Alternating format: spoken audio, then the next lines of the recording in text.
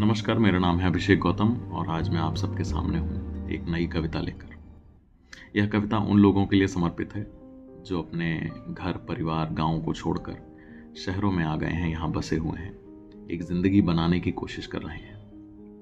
तो लिखा है कि मुखिया जी एक सोच में बैठे उन पेड़ों की छाँव में कि आम पके तो शहर चल दिए, पेड़ रह गए गाँव में। कलम लगाई, पाला पोसा, छोटे पौधों को बड़ा किया, पानी, खाद, सहारा देकर अपने आंगन में खड़ा किया। फिर पता नहीं कैसे चंदन बिक गए नीम के भाव में, आम पके तो शहर चल दिए, पेड़ रह गए गांव में। गांव की गलियां रास ना आए, शहरों की सड़कें भाएं, चकाचौंध से भरी जिंदगी इन्हें खींच कर ले जाए।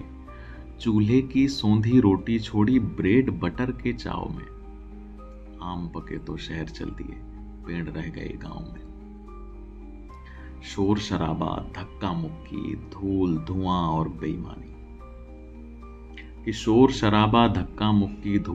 और बेईमानी, वहां पड़ोस के लोगों की भी शक्लें दिखती अनजानी।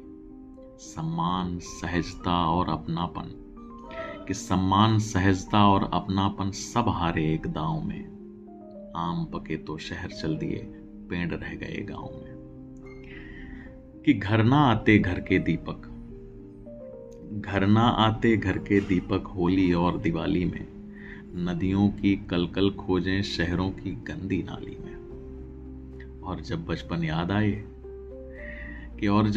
याद आए तो उठे टीस फिर घाव में, आम पके तो शहर चल दिए, पेड़ रह गए गांव में। और आखिरी पद है कि जब कभी सभी एक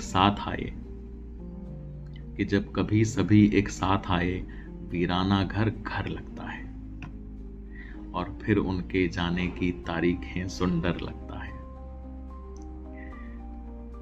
कि जब कभी सभी एक साथ आए, वीराना घर घर लगता है, और फिर उनके जाने की तारीखें सुन डर लगता है जैसे सारी नदियां सिमट गईं एक नाव में, आम पके तो शहर चल दिए, पेड़ रह गए गांव में।